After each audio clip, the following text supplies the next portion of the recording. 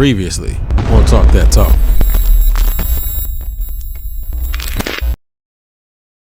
But let me say this, and I think we all agree to everything what everybody is saying. But here's the reality of it: we're still suffering from, and I'm gonna use it in this term, generational curses from ignorance. Like it's the same. What Rick is saying is the same thing. We focus on marching band because we think that's the most entertaining part.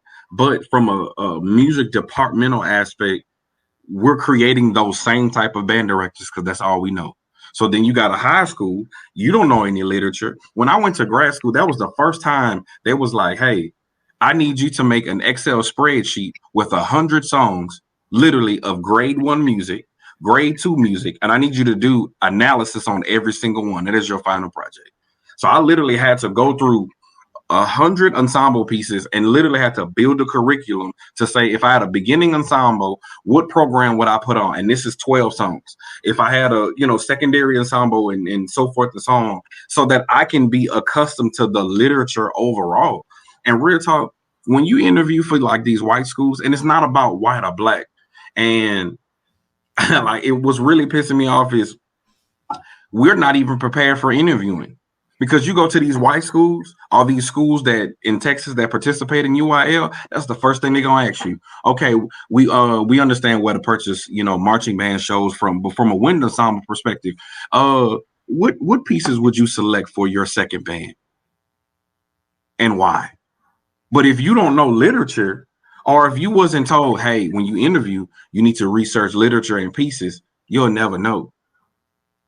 My very first interview that was just like that, and I was like, damn, like y'all want what you mean? I mean, I'm gonna pick a grade 1. They was like, yeah, but what composer though? But what grade 3 selection piece would you select? And then it gave you scenarios like, well, you have an unbalanced band, you only have 2 trumpets, a clarinet, and such and such. So what piece do you think would be most beneficial for them?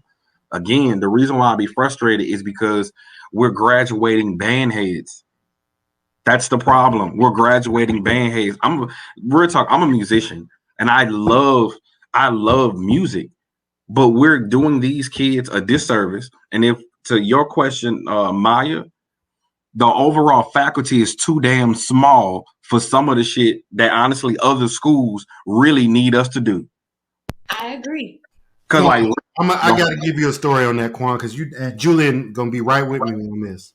Norfolk State does have an orchestra. Mm-hmm. Norfolk State Orchestra got like 6 people in it. They have an orchestra. It was bigger when we were in school. Mm-hmm. The lady that was teaching the orchestra at Norfolk State was homeless. What? Miss Chen lived in her car in the music building parking lot. Julian, am I lying? I didn't know Miss Chen. Miss Chen lived in her car. That lady was an adjunct professor. So at the end of the day, Quan. Wait. Yeah. Okay, yeah, my bad. I was thinking, I couldn't remember who came after Dr. Herbison. You're right. He's right. Miss Chen had a Volvo with the hatchback daddy, and she lived in her car because she was an adjunct professor that couldn't support herself on the salary she was making from the university. Like, this is what I'm talking about, Quan. Like, we live in a day and age where we invest our money in what's important to us. But the problem is, how are we setting these students up for success when they leave our schools? If you go to most HBCUs in this country, half of the jobs that's out here are shut off to you. Julian and I have this conversation all the time. If you don't have certain experiences like drum corps or going to some of these core size schools, you can't get half of the jobs that are out there. Quan, you know this. More than 3/4. I'm about to say you undervaluing more than half, bro. And if you do, Rick, you have to go to a school that you gotta damn near revive and either get a divorce behind or be stressed the hell out, and you're gonna be on goddamn blood pressure pills, nigga, by the 4th year. But we sit up here talking about who do I turn to better on the goddamn street. They got a poll up talking about who played it better, Jackson or Southern. That's what's important, Quan. Not right. These black people are graduating from these institutions unprepared to get a damn job after spending hundreds of $1,000s at these universities to go there. And I'll say this. we sit in them interviews, and our counterparts, them white folks, and and I'm gonna just keep it a buck. Some of them Hispanic folks that was around white folks treat you like that too. Yeah. And in the end, you feel me?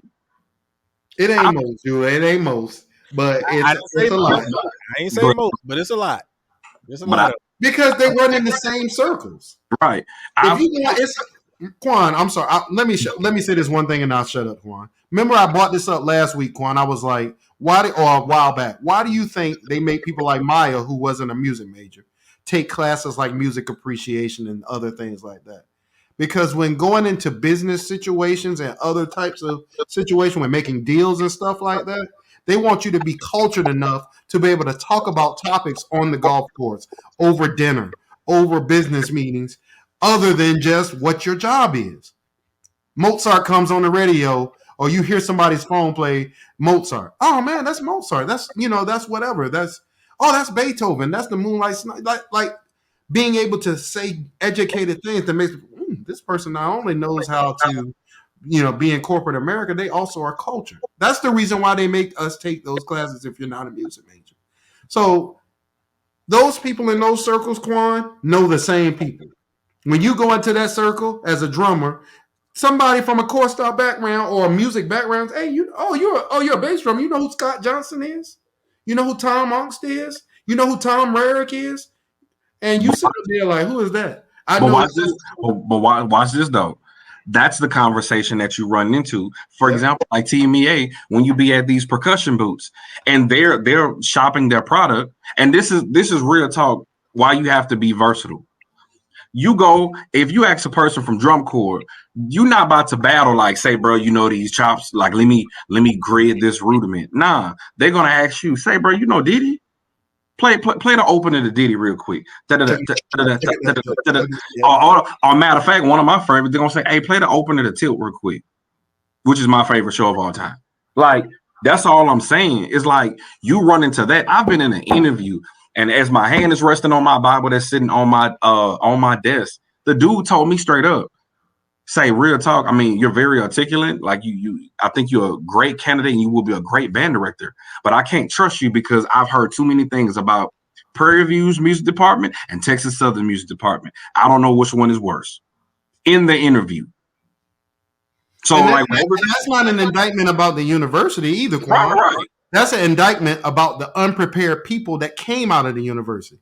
We used to get that, well, not as much at Norfolk because Norfolk State was graduating great, candidates. But you never heard that about the nursing program at Norfolk State. Or Prairie View? Never. Norfolk State has a doctorate degree in psychology. Mm-hmm. You never heard that about the psychology department. You never heard that about the nursing department. You never heard that about the English. You only heard it about our departments. Why? Because our students are unprepared.